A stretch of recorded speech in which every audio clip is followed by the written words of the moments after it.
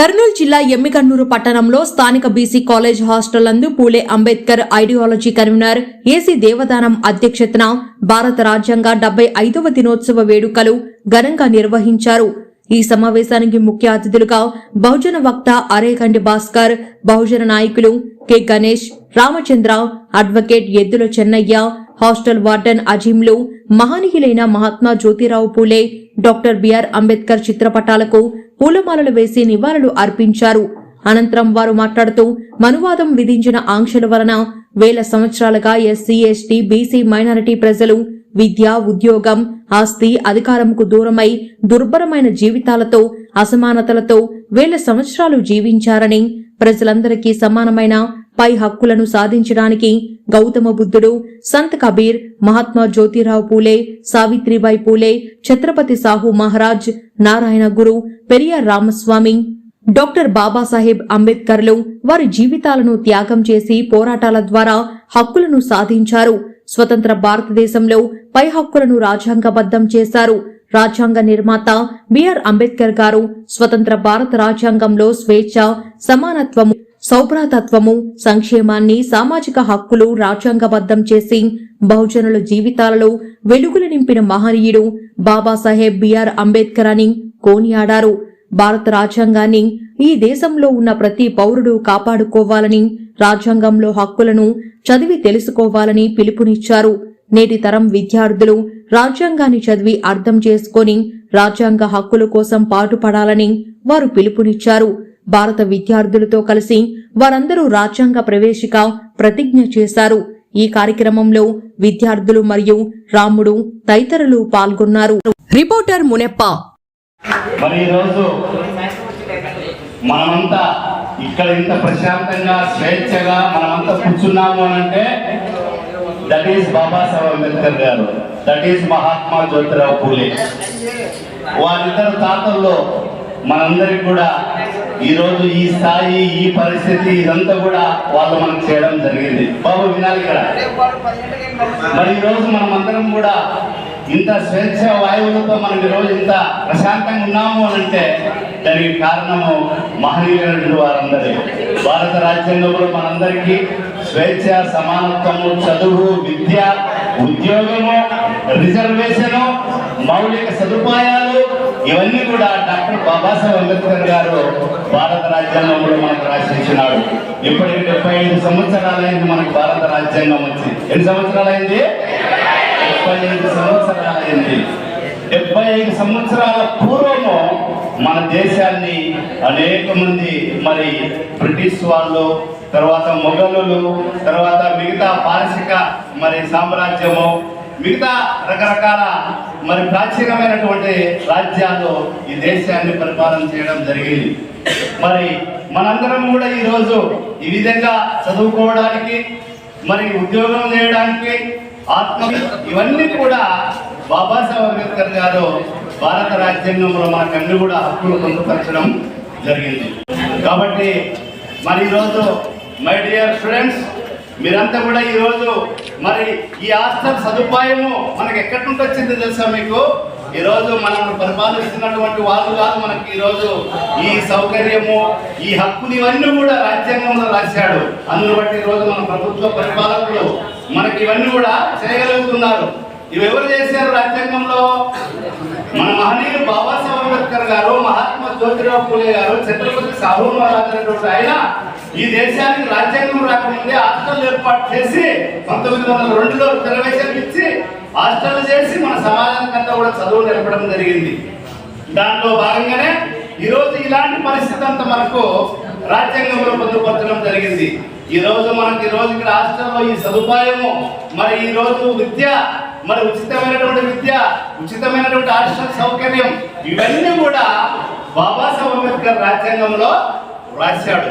ఇంకా చేయాలి పాలకులు పరిపాలనలో, ఇంకా మనలో అభివృద్ధి చేయాల్సిన అవసరం ఉంది. అందరికీ అమలు చేయడంలో చాలా మంది భ్రమవుతున్నారు. రాజ్యాంగం అమలు చేయాలని చెప్పేసి అంటే అది రాజ్యాంగం తప్పు కాదు, అమలు చేసే విధానంలో చాలా తప్పిదం. ఎందుకంటే తమ పాలకులు ఇక మనం చూసుకుంటాం, లంచం ఉండేతనం, వాళ్ళ కుటుంబ పోషణ కోసమై రకరకాలుగా వాళ్ళ రాజ్యాంగాన్ని తాకట్టు పెట్టి రాజ్యాంగ సూత్రులు కాకుండా వాళ్ళు సొంతంగా నిర్ణయం చేసుకొని మనం చూస్తూనే ఉన్నాం. చాలా చోట్ల అన్యాయాలు అక్రమాలు ఆస్తులు సంపాదించడం మనం చూస్తూనే ఉన్నాం. ఇవన్నీ కాకుండా ఉంటే కదా మన రాజ్యాంగం చాలా బాగుందని చెప్పేసి మనం కూడా తెలియజేసుకుంటున్నాం. ముఖ్యంగా మన పాలకులు అయితే కదా రాజ్యాంగం దళితుల మీద ఎక్కువగా అంటే మన కింది వర్గాలకు చెప్తారు రాజ్యాంగం లేదు, నువ్వు అట్లా పోవాలి ఇట్లా పోవాలి అంటే తప్పని చెప్పేసి. అదే ఉన్నవాడు చెప్తే మాత్రం వాళ్ళు ఏం అనరు. మనం చూస్తున్నాం ఉన్నవాడు ఒక రాజ్యాంగం రాలి, ఇదే రాజ్యాంగం ఉన్నవాడు మట్ల చేసి కూడా బయట తిరుగుతుంటాడు. చిన్న చిన్న నేరాలు చేసేవాడు మనలాంటి వాళ్ళైతే కదా జైల్లో మగ్గుతున్నారు. రాజ్యాంగం అయితే సమానత్వం కోరింది కానీ అమలు చేయడంలో కొన్ని మన వాస్తవం, దాన్ని మనం వ్యతిరేకించాల్సింది. కాబట్టి మనం చదువుకున్న తర్వాత మనం ఇష్టపడి కష్టపడేది రెండవది, ముందు ఇష్టపడి చదివిన తర్వాత మన రాజ్యాంగమే కాకుండా మనకి ఏదైతే అవసరం ఉంటాయో దాన్ని మరొకరి పంచే విధానం మీరు కూడా చేయండి. ఆ చేసినప్పుడే ఆ రాజ్యాంగానికి మన చదువు కూడా చాలా విలువలు ఉంటాయి. కాబట్టి మనమంతా కూడా భారత రాజ్యాంగం రాసినటువంటి బాబాసాహెబ్ అంబేద్కర్ గారిని, అంతకుముందు ఆయన గురువు గారైనటువంటి గౌతమ్ బుద్ధుడిని, అదేవిధంగా జ్యోతిరావు పూలే గారిని వాళ్ళ సూక్తుని ముఖ్యంగా చదవండి. చదివి ఆ దాంట్లో మనకి ఏవైతే అవసరం ఉన్నాయో దాన్ని మనం పాటించండి. కొంతవరకు దాన్ని న్యాయం చేయ ప్రయత్నం చేస్తామని చెప్పి ఆశిస్తూ ఈ అవకాశం వచ్చిన మనందరినీ ధన్యవాదాలు. బాబాసాహెబ్ అంబేద్కర్ అనేటువంటి ఈ భారత రాజ్యాంగ నిర్మాతను మొట్టమొదటిసారిగా ఈ పెద్ద ఆయన మనం పరిచయం చేసినాడు.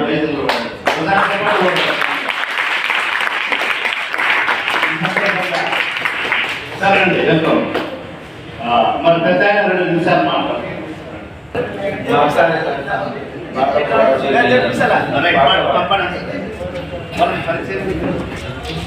నా పేరు రామచంద్ర. ఇప్పుడు ప్రస్తుతానికి ప్రజావేదిక, అప్పుడు అంబేద్కర్ జయంతి కమిటీలో పనిచేసిన. అప్పటి నుండి మొత్తం 13 సంవత్సరాలు అంబేద్కర్ గురించి ఆలోచించుకున్నాం. మత పుస్తకం కూడా ఏర్పాటు చేయడం జరిగింది. అన్ని రకాల బీసీలని, ఎస్సీలని, ఎస్టీని సమైక్యపరిచి ఒక వేదిక ఏర్పాటు చేసి కొత్త పెద్ద ఉద్యమంలో తీసుకొచ్చినాము.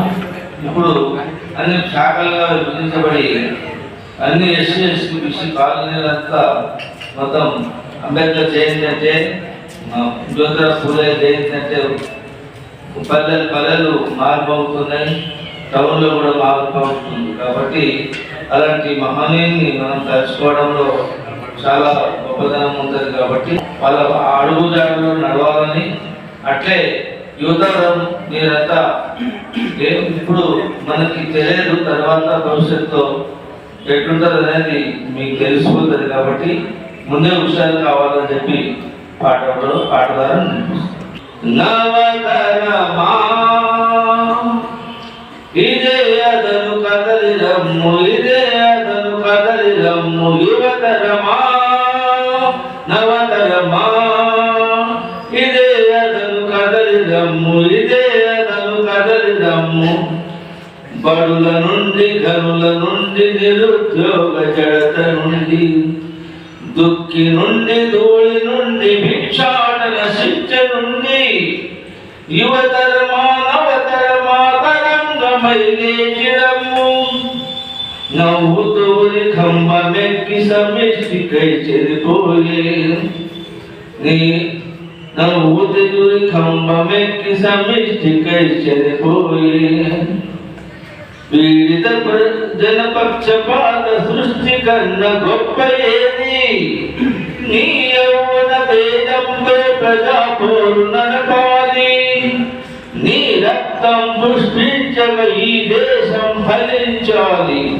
యువతరమా నవతరమా ఇదే అదను కదలి రమ్ము, ఇదే అదను కదలి రమ్ము, ఇదే అదను కదలి రమ్ము. చివరి క్షణాల్లో ఉన్నాం. మన ముఖ్య స్పీకర్ గారు కూడా వచ్చి ఉన్నారు కాబట్టి బహుజన వ్యాసకర్త ఏ భాస్కర్ సార్ గారు 15 నిమిషాలు మించకుండా మనందరికీ భారత రాజ్యాంగం గురించి తెలియజేస్తారు. చెప్పటం సాధిస్తారు.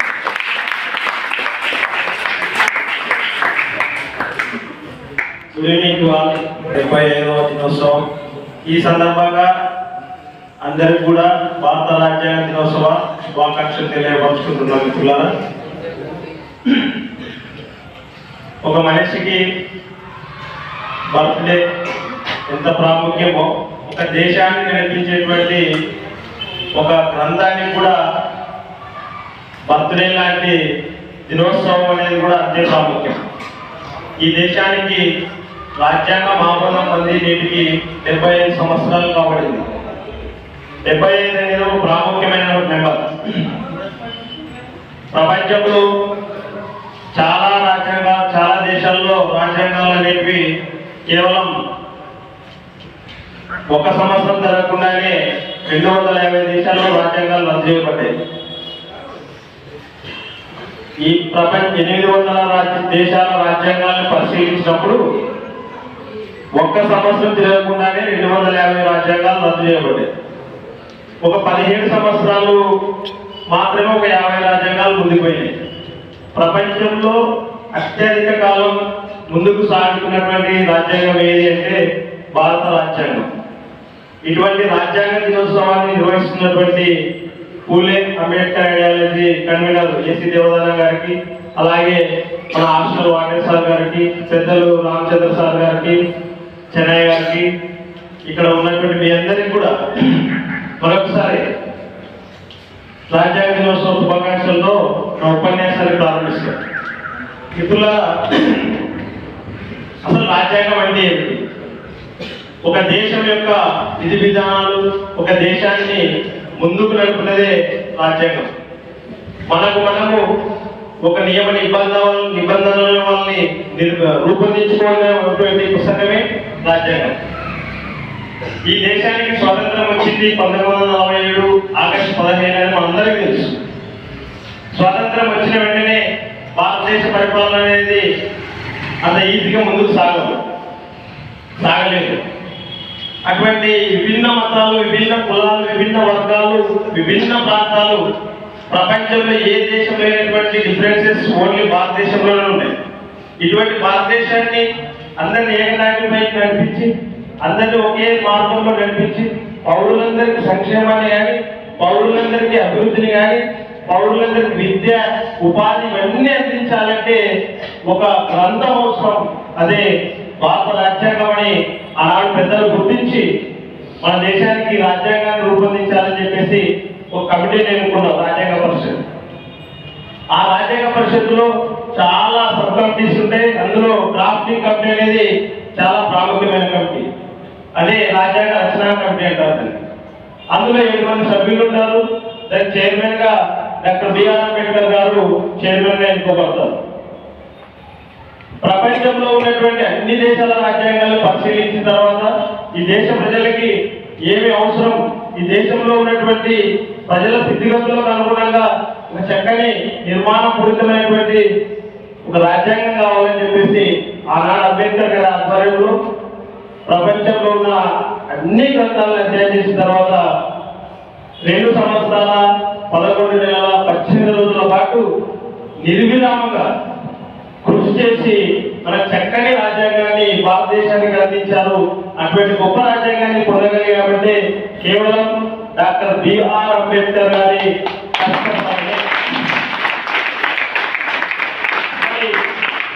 ఇంత గొప్ప రాజ్యాంగం మనకు ఉంది కదా. స్వతంత్రం రాకముందు ఈ దేశంలో రాజ్యాంగం లేదా? అప్పుడు ఎలా పరిపాలించబడిందంటే, ఆ రోజు స్వతంత్రం రాకముందు ఈ దేశాన్ని రాజులు పరిపాలించారు, బ్రిటిష్ వాళ్ళు పరిపాలించారు, ముస్లిం పాలకులు పరిపాలించారు. వాళ్ళందరికీ వారి వారి ఆలోచన విధానమే ఈ దేశానికి రాజ్యాంగం. ఈ దేశంలో వీళ్ళందరూ పరిపాలించినప్పటికీ ఒక మన మైండ్లో ఒక పెద్ద రాజ్యాంగం అనేది ఒక 4000 సంవత్సరాల క్రితము ముద్రించబడింది. అదే మనోధర్మశాస్త్రం.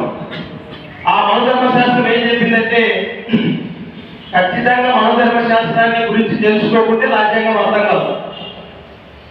ఆ మనోధర్మశాస్త్రము కులాలు, మతాలు, వర్గాలు, ప్రాంతాలు, ఆడ మగ ఎవరికి వాళ్ళే ఐక్యంగా ఉండకుండా విభేదిస్తూ మన మైండ్లో చెప్పింది. ఆ మనధర్మశాస్త్రం ప్రకారంగా ఎవరు చదువుకోకూడదు, కేవలం 5% పీపుల్ మాత్రమే దేశంలో చదువుకోవాలనేది ఆనాడున్నటువంటిది. ఇటువంటి అసమానతలన్నింటినీ రూపుమాపుతూ ఈ దేశంలో పౌరులందరికీ ఆర్థికంగా, సాంఘికంగా, రాజకీయంగా న్యాయాన్ని అందించాలని మన భారత రాజ్యాంగం తెలుపుతుంది. అందరికీ సమాన అవకాశాలు. ఎలాంటి సమాన అవకాశాలు? ఆడవారికి కానీ, మగవారికి కానీ, పిల్లలకు కానీ, పెద్దవారికి కానీ తేడా లేకుండా అందరికి సమానటువంటి అవకాశాలు కల్పించాలని మన రాజ్యాంగం తెలుపుతుంది. అలాగే స్వేచ్ఛ. స్వేచ్ఛ అంటే ఆ రోజుల్లో స్వేచ్ఛ లేదు. కేవలం ఒక మాట్లాడితే మిగతా వాళ్ళు వినాల్సిందే. కానీ ఈరోజు ఆ పరిస్థితి లేదు. ఎవరి భావాలను వాళ్ళు స్వేచ్ఛగా ప్రకటించవచ్చు. అంటే మనం ఇంత స్వేచ్ఛగా ఉండాలనుకున్నామంటే దానికి పుణ్యఫలం భారత రాజ్యాంగం. ఈ భారత రాజ్యాంగం అనేది మొదట ప్రవేశికతో ప్రారంభమవుతుంది. ఏ పుస్తకానికైనా చూడండి, ముందు మాట అనేది చాలా ఇంపార్టెంట్. దాదాపుగా విద్యార్థులుగా ఉన్న దశలో ముందు మాట చదివే అలవాటు మనకు పెద్దగా ఉండదు. మొదటి పాఠం నుంచి మొదలు పెడతాం. ముందు మాట, సూచనలు ఇది చదివితే ఆ పుస్తకం యొక్క లక్ష్యం ఏంటనేది తెలుస్తుంది. ఆ పుస్తకం ఎందు నిమిత్తం తయారు చేసినారనేది ముందు మాటలో స్పష్టంగా తెలుస్తుంది. ఈ రాజ్యాంగంలో ముందు మాటలతో మొదలుపెట్టి ఆ తర్వాత పౌరులకు కొన్ని హక్కులు అవసరం, ఖచ్చితంగా అవసరమైనటువంటి హక్కుల్ని ప్రాథమిక హక్కులుగా రూపొందించారు.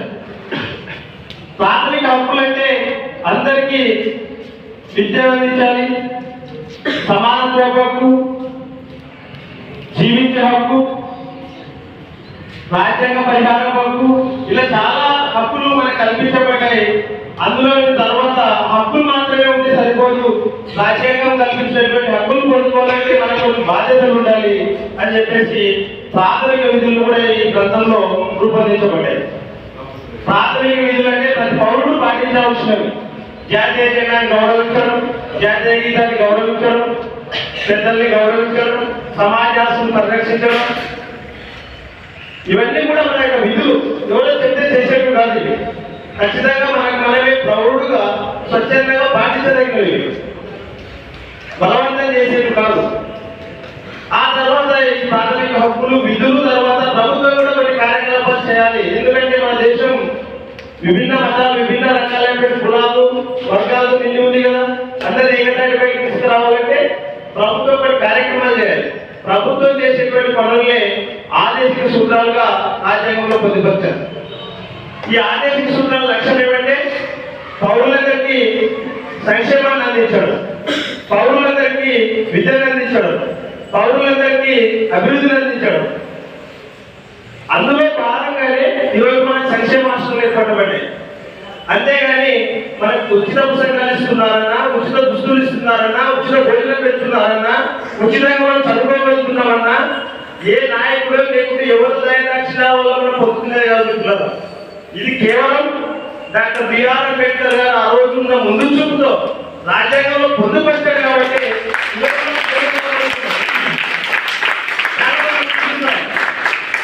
పలానా నాయకుడు వల్లే ఈ ఫెసిలిటీస్ వచ్చాయండి, అదంతా భ్రమ. అంటే మనకు రాజ్యాంగం తెలియనంత వరకు ఎవరు ఏది చెప్తే వాళ్ళ పుణ్యఫలాలే మనం భావించాల్సి వస్తుంది. అందుకే రాజ్యాంగాన్ని చేతపట్టుకొని, రాజ్యాంగాన్ని పరిచయం చేసుకొని చదువుకుంటే అసలైనటువంటి వాస్తవాలు తెలుస్తాయి. నేను కూడా మీలాగా ఒక హాస్టల్లో చదువుకున్నాను కాబట్టి ఆ రోజుల్లో తెలియదు. హాస్టల్ వాటినే సొంతంగా డబ్బులు పెట్టి భోజనం పెడతాడేమో అనుకునేవాడిని. ఆ తర్వాత తెలిసింది సార్ కూడా ఒక ఉద్యోగి. ఆ తర్వాత అనుకున్నాము ఒక ముఖ్యమంత్రి ప్రజలు పెడతాడేమో హాస్టల్ కింద అనుకున్నాం. కాదు, ఈ దేశంలో ఉన్న ప్రజల యొక్క పన్నుల ద్వారా ప్రజలు పెట్టినటువంటి ట్యాక్సెస్ తీసుకొని ప్రజలకు సంక్షేమాన్ని అందించాలి. పేద బిడ్డలు, పేద వర్గాల పిల్లలు చదువుకు దూరంగా హాస్టల్స్ లో ఉంటే విద్యను అందుకోగలరని చెప్పేసి ఆనాడు రాజ్యాంగంలో పొందుపరిచారు. కాబట్టి మనం వెళ్ళిపోగలుగుతున్నాం. అంతే తప్ప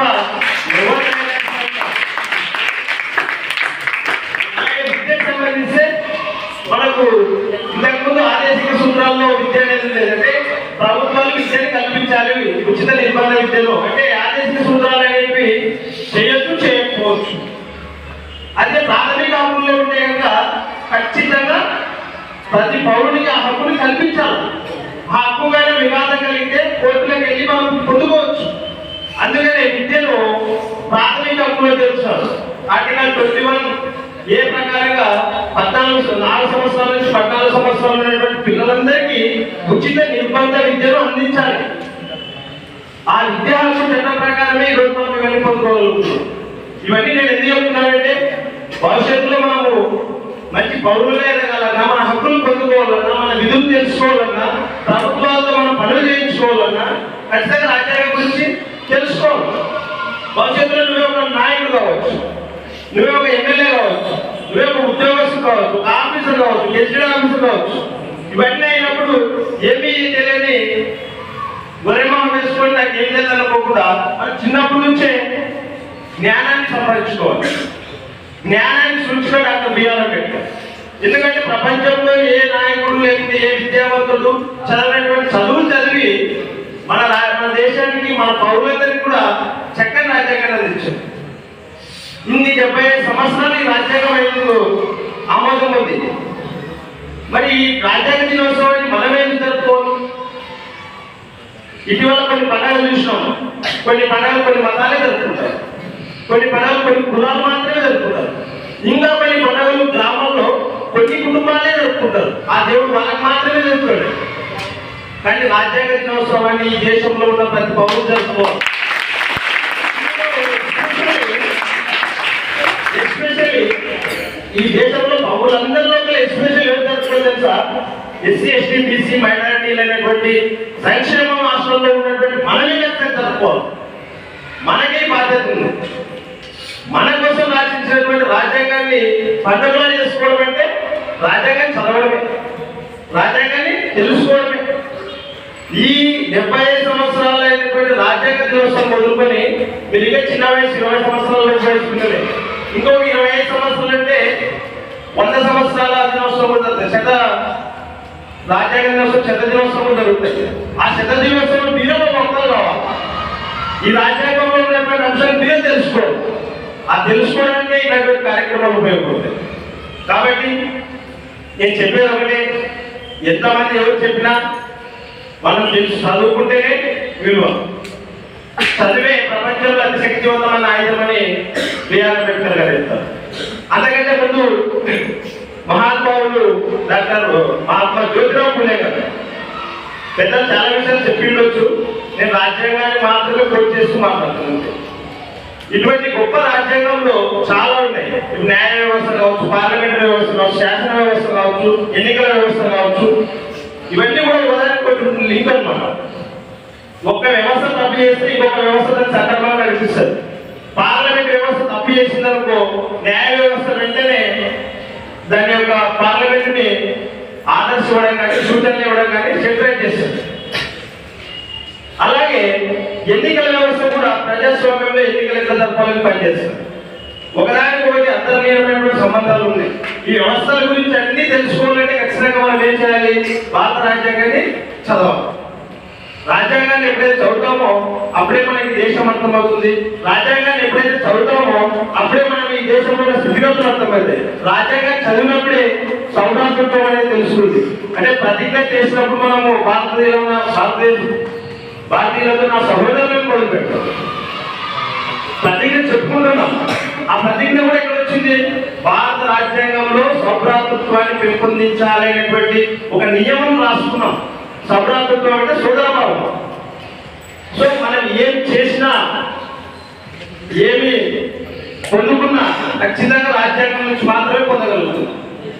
మనుషులకు మాత్రమే హక్కులు ఇవ్వలేదు రాజ్యాంగం. ఈ భూభాగంలో, భారత భూభాగంలో ఉన్న సకల జీవరాశులకు జీవం పోసి రక్షణ ఇచ్చింది భారత రాజ్యాంగం. అటువంటి గొప్ప రాజ్యాంగాన్ని గురించి చక్కని సదస్సు ఏర్పాటు చేసినందుకు దేవదాన గారికి, అలాగే మీ అందరూ కూడా ప్రత్యేకమైనటువంటి ధన్యవాదాలు. ఈ అవకాశం ఇచ్చినటువంటి నాకు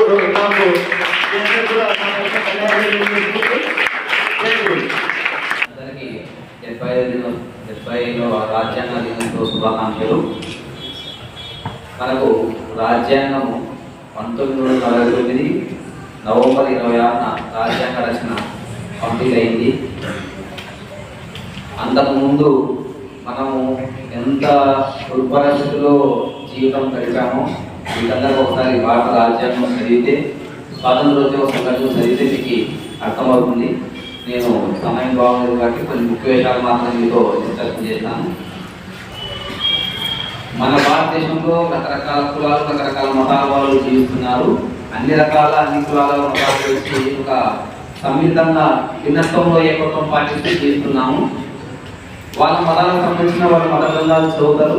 కానీ ఏ మతం వాళ్ళైనా ఏ కులం వాళ్ళైనా ఖచ్చితంగా చదవాల్సిన బృందం ఒకటి ఉందంటే అది ఖచ్చితంగా భారత రాజ్యాంగం మాత్రమే. భారత రాజ్యాంగం చదవకుండా భారతదేశంలో పరిపూర్ణంగా మనిషిగా ఎదగలేడు. మీరు మీ మతాలకు సంబంధించిన గ్రంథాలు అవి పాటించు ఈ దేశంలో బతుకుతున్నామంటే ఖచ్చితంగా మనకు భారత రాజ్యాంగం ఏమేమి కల్పించినాయి, ప్రాథమిక హక్కులు ఏమున్నాయో, ఆదేశ సూత్రాలు ఏమున్నాయి, ఫండమెంటల్ డ్యూటీస్ ప్రాథమిక విధులు ఏమున్నాయి, ఇవన్నీ ఈయన మన రాజ్యాంగ రచన మూలకర్త అయినటువంటి అంబేద్కర్ గారు ఎంతో కష్టపడి భవిష్యత్తును దృష్టిలో పెట్టుకొని ఆయన రచించారు. ఆ రోజు కాలాలకు అనుగుణంగా రాయలేదు, భవిష్యత్తు తరాలను కూడా దృష్టిలో పెట్టుకొని ఆయన భారత రాజ్యాంగము రచించడం జరిగింది. ఒక విషయంలో అనేదే కాదు, ప్రతి విషయంలో కూడా. ఈరోజు మనం ఓట్లు వేయడానికి వెళ్తే డబ్బులు లేని పూర్తి పేద వ్యక్తి కూడా లైన్లో ఉంటే ఆయన వెనుకల్లో ఎంతో పెద్ద ధనవంతులైన కూడా లైన్ నిలవాల్సిందే. అంటే ధనం ఉంది కాబట్టి ముందు, నీకు డబ్బు లేదు కాబట్టి వెనకలేదు, అందరినీ ఒకటే లైన్లో తెచ్చి ఒకటే సమానత్వాన్ని పెట్టడం జరిగింది. ఇక్కడ ఈరోజు మన హాస్టల్లో బీసీలు, ఎస్సీలు, ఎస్టీలు, మైనార్టీలు, ఓసీలు కూడా ఉన్నారు. వీళ్ళందరినీ ఒక సమాన దృష్టిలో పెట్టడం జరిగింది. అంతకుముందు మనము ఈ యొక్క స్వేచ్ఛ అనేది మనకు లేదు. భారత రాజ్యాంగము రచించకపోవడము, రాజ్యాంగం అమలులోకి రాకపోవడము, ఈ స్వేచ్ఛ లేదు. మనము బడుగు బలహీన వర్గాల వాళ్ళు ఎంత నీచంగా బతికామో మీకైతే ఇప్పుడు సిచ్యువేషన్ మీకు తెలియదు.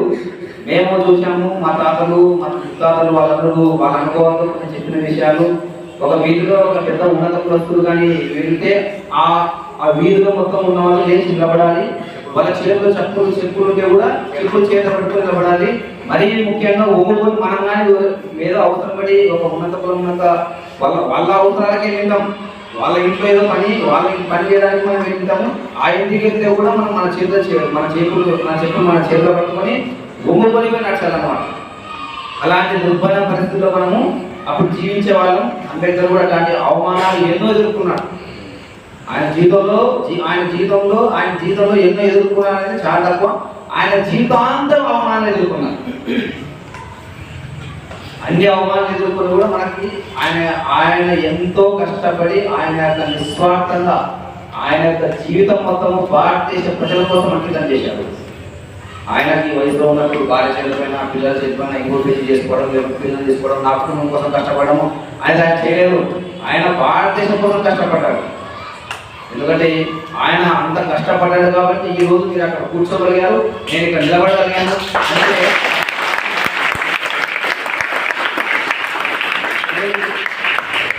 ఓటు హక్కు కల్పిస్తున్నప్పుడు రకరకాల మంది రకరకాల ప్రతిపాదనలు వచ్చాయి. ఓటు హక్కు విషయంలో డిగ్రీ చదివిన వాళ్ళకి ఓటు ఇవ్వాలి, లేకపోతే ఇన్కమ్ ట్యాక్స్ కట్టే వాళ్ళకి ఓటు ఇవ్వాలి, లేకపోతే 2 లక్షల ఆదాయం కట్టే వాళ్ళకి ఓటు ఇవ్వాలి, లేకపోతే ప్రాణంలో జరిగించిన వాళ్ళకి ఓటు ఇవ్వాలి అని ఆయన ప్రతిపాదనలు వస్తే మన అంబేద్కర్ ఒకటే ప్రతిపాదన ఇచ్చారు. ఏ ప్రతిపాదన? 18 సంవత్సరాల దాకా ప్రతి వ్యక్తికి ఓటు హక్కు కల్పించారు అనే ప్రతిపాదన చేసి ప్రతి ఒక్కరిని ఓటు హక్కు కల్పించారు. ఆ ఓటు హక్కు విషయంలో అంబేద్కర్ ఒక మాట అంటారు, నేను భారత ప్రజలకి ఎటువంటి ఆయుధం ఇవ్వలేదు, కానీ ఓటు హక్కు కల్పించాను, దాన్ని ఉపయోగించుకొని రాజులు అవుతారా, దాన్ని అమ్ముకొని బానిసలు అవుతారా అని చెప్పారు.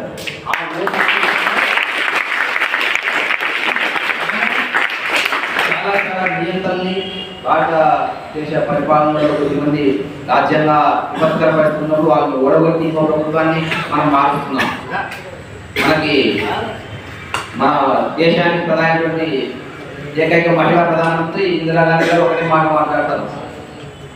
ఇప్పటికీ మీకు తెలుసు, భర్త చనిపోయినాన్ని ఒక బుద్ధుడు కూడా మనం ఇంత చదువుకున్నా కూడా ఆయన మొగుడు చనిపోయిన నేను మొగం చూడాలా అని అన్న సందర్భాలు ఎన్నో ఉన్నాయి.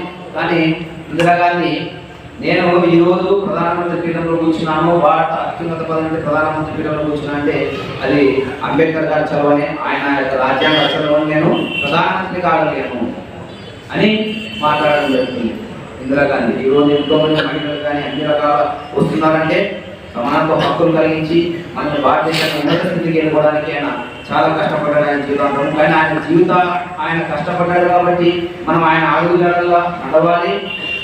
భారతదేశ అభివృద్ధి కోసం మనం పాటుపడాలి. భారతదేశం యొక్క అభివృద్ధి కోసము మనము పాటుపడాలి. మనము భారతదేశ అభివృద్ధి కోసం పాటుపడితే మీరు మంచి మంచి ఉన్నత స్థాయిలో ఉండాలి, బాగా చదువుకోవాలి, బాగా ఎదగాలి, మంచిగా ఉన్నత స్థాయిలో మనల్ని చూడాలి. ఈరోజు రాజ్యాంగం గురించి మన అంబేద్కర్ ఐడియాలజీ కన్వీనర్ దేవరామన్న గారు నాకు 10 రోజుల ముందే చెప్పారు, ఖచ్చితంగా జరుగుతాము. ఎందుకంటే రాజ్యాంగం గురించి వీళ్ళకి మినిమం బేసిక్ నాలెడ్జ్ కూడా ఉండదు. ఎందుకంటే వీళ్ళందరికీ మీకు మొబైల్స్ సెల్ ఫోన్లు వచ్చాయి, దాని గేమ్స్ పడి అవి వాడతారు తప్ప మన భారత రాజ్యాంగం ఏ విధంగా రచించబడ్డారు, ఏ విధంగా ఉంది, ఈరోజు ఈ సదుపాయాలు మనం కూర్చొని సదుపాయాలు తీసుకుంటున్నారు, దానికి కారణం ఎవరు అనేది ఖచ్చితంగా తెలుసుకున్న బాధ్యత మన పైన ఉందే లేదా? ఉంది కదా. లార్డ్ బిర్కెన్ ఒక 1920 ఒక సవాల్ ఇస్తారు మన భారతదేశ జనాలకి ఒక సవాల్ ఇస్తారు, ఏమని? మీ మొఖాలకి రాజ్యాంగం రచించే తెలివితేటలు మీకు ఉండవు కానీ మీకు అంత తెలివితేటలు ఎక్కులాగా కానీ అంత అవమానంగా మాట్లాడుతుంది ఇండియన్స్ గురించి. అట్లాంటి అవమానాలు ఎదుర్కొని మేము ఖచ్చితంగా రాయగలము. ఖచ్చితంగా మేము ప్రపంచ దేశాల అన్ని దేశాల కంటే కూడా ఉన్నతమైన రాజ్యాంగం ఏదైతే అది భారత రాజ్యాంగం మాత్రమే. ఇది ఖచ్చితంగా చెప్పాలి.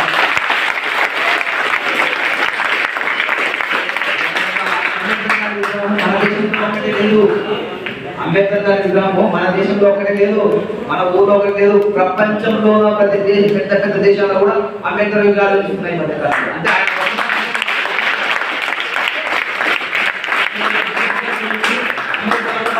అంబేద్కర్ విగ్రహం ఉంది. అమెరికాకి అంబేద్కర్కి ఏం సంబంధం ఉంది అంటే ఆయన ఎంత కష్టపడినాడు. అందుకే ఆ రాజ్యాంగం గురించి మనం ఖచ్చితంగా తెలుసుకోవాలా. భారత రాజ్యాంగం అంబేద్కర్ జీవిత చరిత్రను ఖచ్చితంగా తెలుసుకోవాలి. ఇంతకుముందు సార్ మాట్లాడుతూ మనోధర్మ శాస్త్రం గురించి చెప్పకుంటే రాజ్యాంగం గురించి అర్థం కాదు. మంచి వాక్యం చెప్పారు సార్. మనోధర్మ శాస్త్రం గురించి ఖచ్చితంగా చదువుకోవాలి. మనోధర్మ శాస్త్రం ఒక వాక్యం చెప్తాను. మనం ఏం చెప్పాడంటే, మనం ఒక బ్రాహ్మణ వ్యక్తి, ఇక్కడ బ్రాహ్మణులు పుడతారు, ఇక్కడ క్షత్రులు పుడతారు, ఇక్కడ ఇంకోరు పుడతారు, ఇక్కడ శూద్రులు పుడతారు కాళ్ళ దగ్గర. శూద్రులు అంటే బీసీ ఎస్సీ ఎస్టీ మనమంతా శూద్రులమే వాళ్ళ లెక్క ప్రకారం. కానీ మేమైతే మా లెక్క ప్రకారం సైన్స్ ప్రకారం అయితే తల్లిదండ్రులు కలిసి తప్ప జీవి జన్మించరు. అందరం కూడా ఆ విధంగా పుట్టిన వాళ్ళమే. వాళ్ళేదో బ్రాహ్మణులు ఉన్నత కులాలకి ఏర్పాటు చేసి అందరూ ఒక్కొక్క రకంగా ఉండేవాళ్ళు. అందరినీ కలిసి తీసుకొచ్చి ఒక దగ్గర కూర్చోబెట్టారంటే అది భారత రాజ్యాంగం జరిగింది అంబేద్కర్ గారి చదవ మాత్రమే. అంబేద్కర్ గారు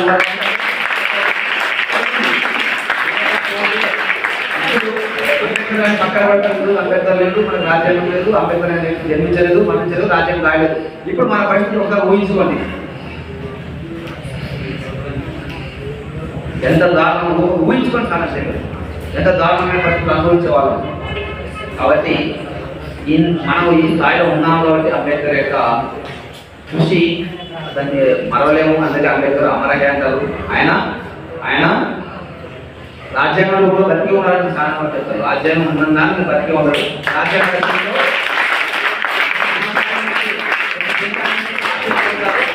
మంచి మంచి విషయాలు మన రాజ్యాంగం రచించడం జరిగింది. అందరూ కూడా అది కాకపోయిన రాజ్యాంగం గురించి విమర్శిస్తే అంబేద్కర్ ఒకటి మాట మాట్లాడతారు. నేను ఆ విషయానికి బాధపడను. మంచిని ఎక్కడున్నా నేను స్వీకరిస్తున్నాను. అదే విషయంలో మంచిని ఎక్కడ ఉన్నా కూడా మనము స్వీకరించాలి. మనకి ఈ రాజ్యాంగ దినోత్సవం గురించి ఈ సభా సమావేశం ఏర్పడిన ఒక కార్యక్రమం దేవరామన్న గారికి, అలాగే మా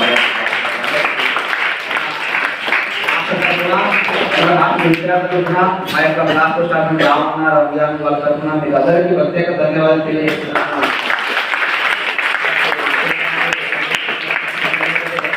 మన యొక్క బాధ్యత ఉంది సార్. మనం చదువుకున్నాము, బయటికి వెళ్ళినాము, లేదా బాగున్నాము, మన బాధ్యత మన పౌరులకు చెప్పాల్సిన బాధ్యత మనకు ఖచ్చితంగా ఉంది. ఆ బాధ్యత గురించి ఆయన కష్టపడుతున్నారు కాబట్టి ఆయనకు మరొకసారి ప్రత్యేక ధన్యవాదాలు తెలియజేస్తున్నాను.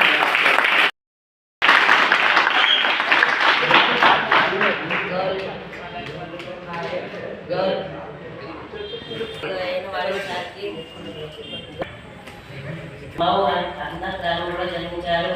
డాక్టర్ బిఆర్ అంబేద్కర్, భీమ్రావ్ రాజీ అంబేద్కర్ అనే పేరు కూడా పిలుస్తారు.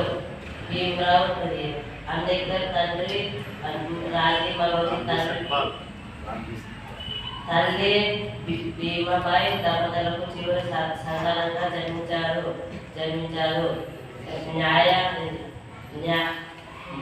సామాజిక ఆర్థిక శాస్త్రాలను పరిశోధనలను కృషి చేశాడు. కుల మతం భేద అనేది లేకుండా అందరు సమానమని అన్నాడు డాక్టర్ బిఆర్ అంబేద్కర్. ఆయన 6వ తారీఖు డిసెంబర్ 1956లో మరణించాడు. అంబేద్కర్ మరణానంతరం 1990లో భారతరత్న పురస్కారం లభించింది. ఈ అవకాశం ఇచ్చిన వారి సార్కు నాయకులు చాలా చక్కగా చెప్పాడు. ప్రయత్నం చేస్తూనే వచ్చేది. చాలా మన కింద ఉండాలి భయపడుతున్నాం అనుకుంటున్నాడు. కానీ అదే మొదటాడు. మేము కూడా ఇట్లా హాస్టల్ చదివేటప్పుడు మొదలు పెట్టినటువంటిది ఈరోజు స్పష్టంగా ఫ్రీగా మాట్లాడుతున్నాం. నేను హాస్టల్ చదువుతున్నప్పుడు రాబడి ఉండేవాడు. 7వ తరగతి చదువుతుంటే నేను మాట్లాడాలి మీరంతా నేర్చుకుంటే పెద్దగా మీరు బాగా తయారయ్యేది మాట్లాడుకోవడానికి భూమి కూర్చోలేదు అన్న భయమైందండి కాకపోలే అంత మనమే కదా మాట్లాడతాం అంత ఒప్పులే అట్లా నేర్చుకున్నాను. నేను బాగా మాట్లాడతాను ట్రై చేయాలి. నీ పేరు సురేంద్రకి ఒక చిన్న పెళ్లి గిఫ్ట్ ఇస్తాను.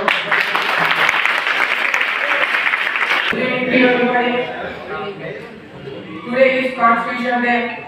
Constitution Day రాసిన అంబేద్కర్ గ్రూప్కు నా యొక్క ధన్యవాదాలు. ఈరోజు రాజ్యాంగ దినోత్సవం జరుపుకుంటున్నాం. అది అంబేద్కర్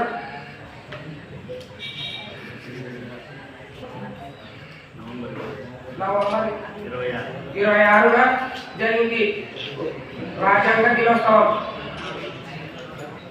అప్పటిలో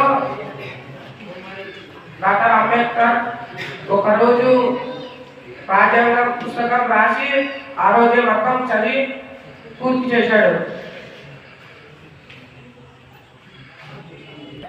భారత రాజ్యాంగ ప్రవేశిక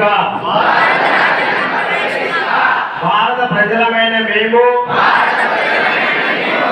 భారతదేశాన్ని సర్వసత్తాక సామ్యవాద లౌకిక ప్రజాస్వామ్య గణతంత్ర రాజ్యంగా నిర్మించుకోవడానికి పౌరులందరికీ సాంఘిక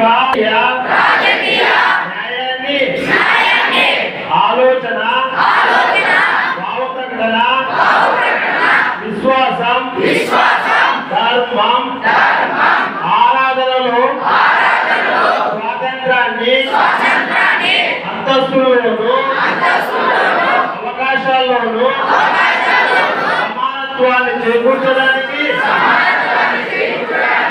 వారందరిలో వ్యక్తి గౌరవాన్ని జాతీయ సమైక్యతను సంరక్షిస్తూ సౌభ్రాతృత్వాన్ని పెంపొందించడానికి